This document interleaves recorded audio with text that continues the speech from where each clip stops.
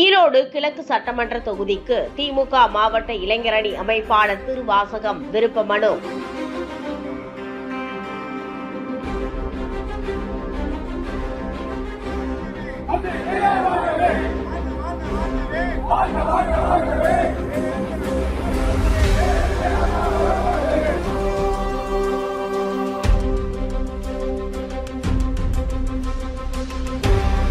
ஈரோடு கிழக்கு சட்டமன்ற தொகுதிக்கு திமுக மாவட்ட இளைஞரணி அமைப்பாளர் திருவாசகம் விருப்ப மனு.